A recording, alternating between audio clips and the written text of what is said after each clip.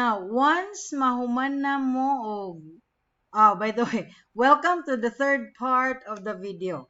Now, once human na ninyo na present ang reliability of the instrument and the statistical assumptions, then you are now ready to present the results of the data analysis according to your research question. By the way, kaning naadiri nga mga tables nga naadiri sa akong paper, mao ni ang mga statistical assumptions. Okay? So, naadiri ko discussion nga before conducting statistical analysis, dapat ay conducting the t-test. Dapat ay ana na siya. Before conducting the t-test,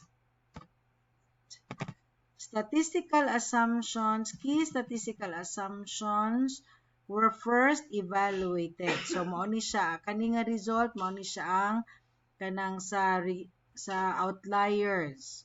Nag-mention pod ko nga walay missing values, no? Giunsa man pag sure nga walay missing values, so gi-discuss. Dahil kani siya, mao ni siya ang sa walay outliers using box plot. And then assessing the normality, mao ni ang skewness and kurtosis. And then for the homogeneity, mao ni siya. Now again, dili kamo tanan magkinahanglan og ing-ani ha, depende sa inyong statistical test nga gamiton. The point that I am trying to bring across is that ing-anion ninyo pag-present ang statistical assumptions. Okay?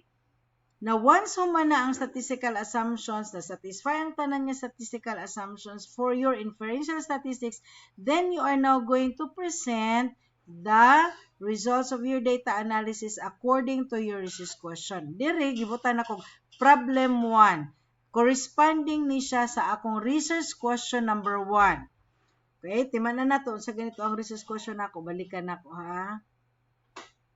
Okay, research question number 1, determine the significant difference in the student's performance before and after the intervention within group, no? So that is why na ay problem number 1. Asa na to? Sorry, this is supposed to be, wait lang, ano ni? Okay, so inigahuman na og check sa statistical assumptions, na-satisfy na ang tanan nga statistical assumptions, then you can proceed to present na the results of the data analysis for your research questions. Okay, so here, problem number 1, akong gibutang problem number 1 corresponding to the research question number 1. So, discuss na dahil to assess the within group effectiveness. Then, i-present na dayon ang report sa statistical analysis using APA format. Now, the results of the report for statistical analysis will be written in italics kay maunay requirement ni APA. For example, adto ta sa Google, mangutan na ta how to report, sige ha, how to report statistical analysis results for correlation using APA format. Okay? So, na-result diri. Ingon siya to report a statistical analysis in correlation in anion daw. Mao daw ni ang format. No?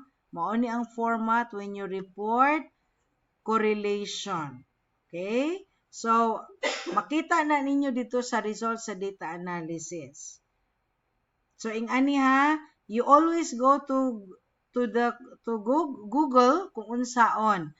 For example, kung dili correlation, regression, for example, no, regression. Unsaon man pag-report.